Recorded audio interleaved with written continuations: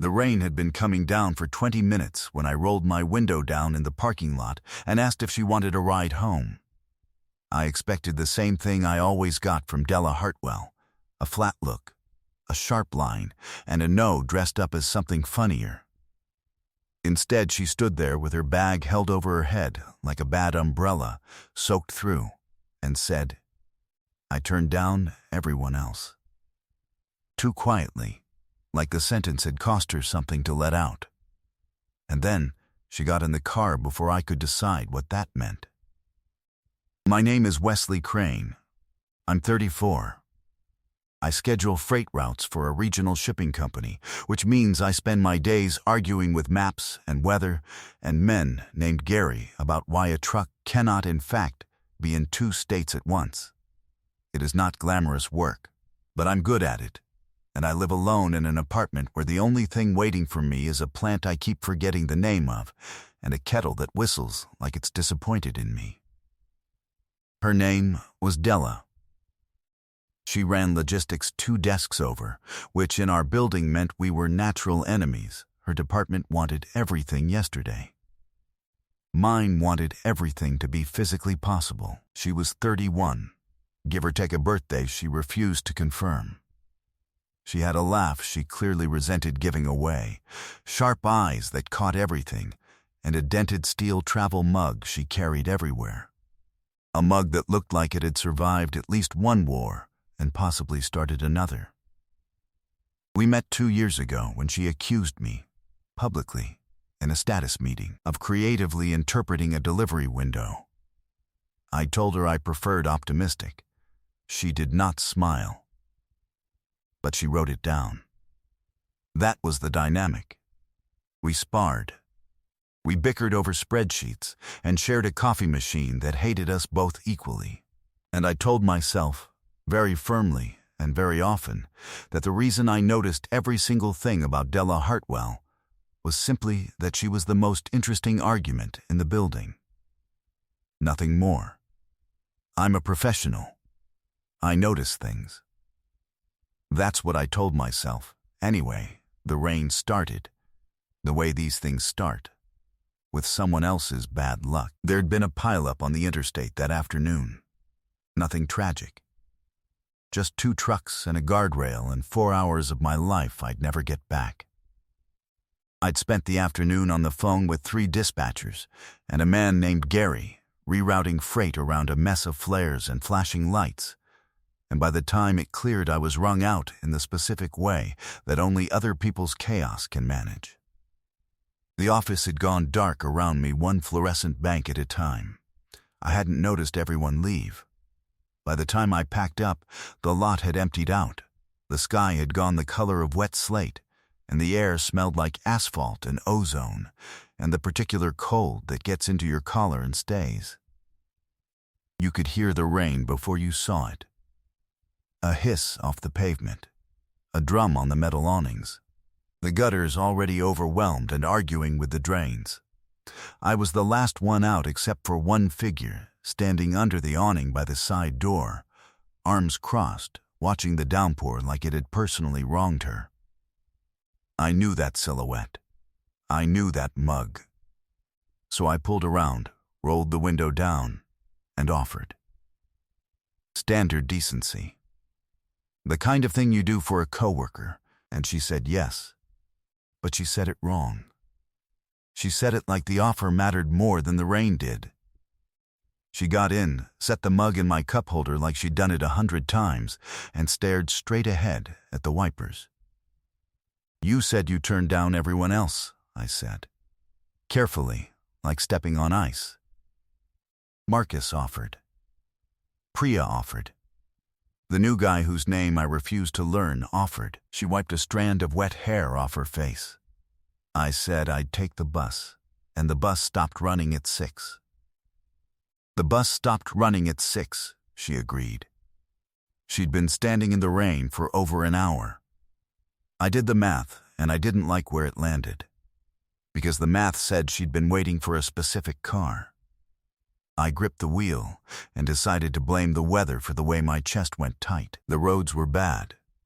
That was all. A man can have feelings about road conditions.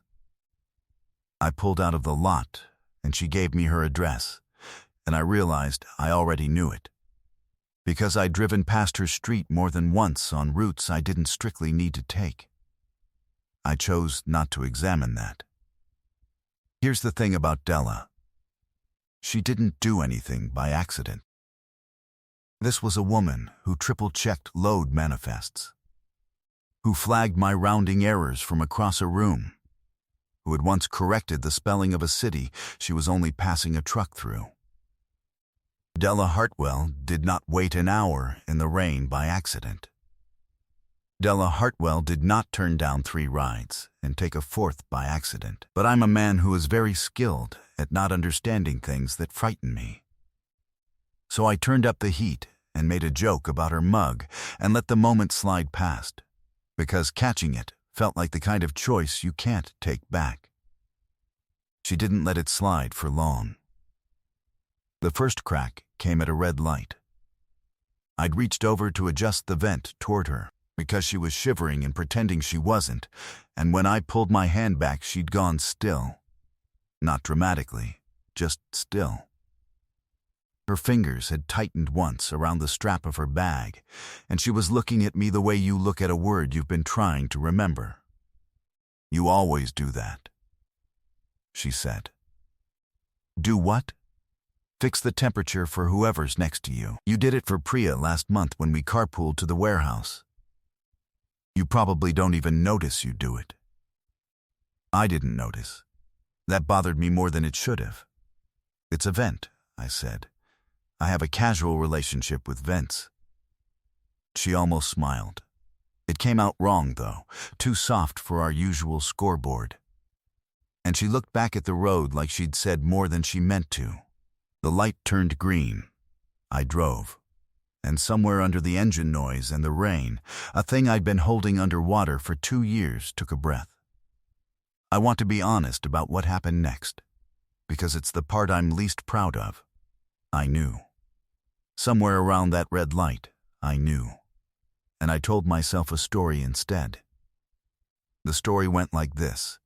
Della was cold and tired, and a long day makes people sentimental, and tomorrow we'd be back to spreadsheets and barbs and the comfortable war we'd built. The story let me keep my hands at 10 and 2.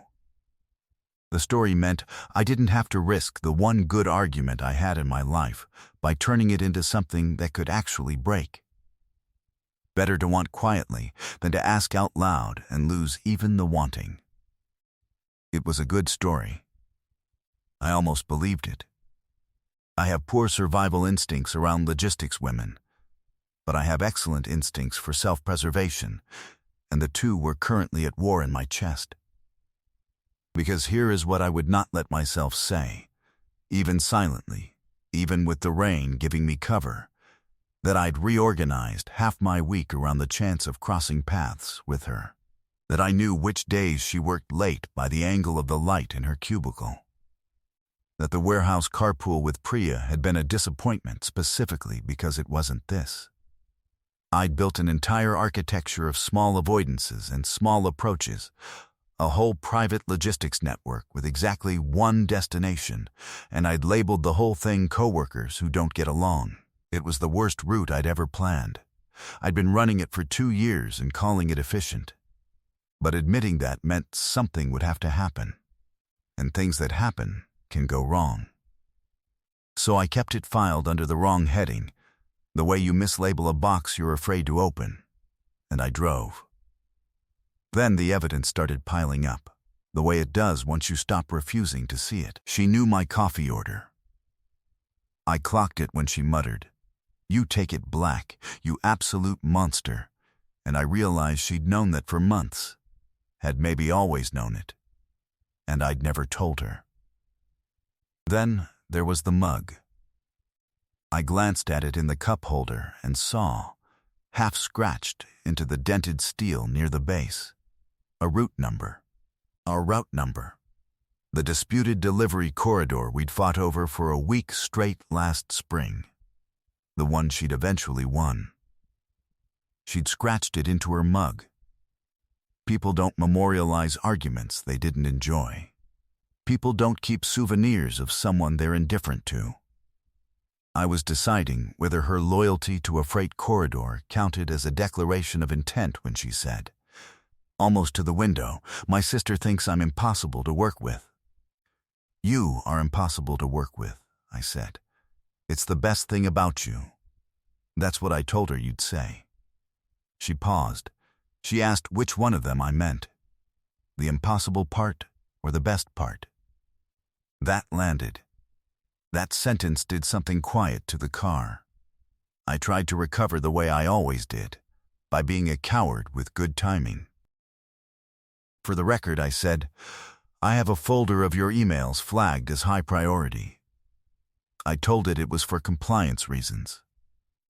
This was true. There were no compliance reasons. There was just a man who liked seeing her name come in bold. My domestic habits were becoming threatening, and now my inbox was joining them. She laughed once, but it came out wrong. Too unguarded, like it slipped past a checkpoint she usually kept staffed. And then, quieter, I read them twice. The flagged ones go both ways. I had been collecting reasons not to understand this woman for 2 years, and they were all, suddenly, very flimsy. My survival story was springing leaks, and the rain kept coming down like it was on her side. I should say something here about how she went quiet for the next few blocks. Both of us did. There's a kind of silence that's just two people running out of things to say, and there's another kind, the kind where both people know exactly what they're not saying, and the not saying is so loud you can hear it over the wipers. This was the second kind. She had her hands wrapped around the mug now, not drinking, just holding, turning it slowly so the scratched route number caught the light and lost it again. I had both hands on the wheel like the wheel was the only thing keeping me from doing something irreversible. Outside, the streetlight smeared gold across the wet glass, and the rain found every seam in the world and filled it. Inside, the heat ticked and the windows fogged at the edges, and a single drop of water ran down from her hair along her jaw, and I watched it go and said nothing. Because saying something would have meant admitting I'd been watching.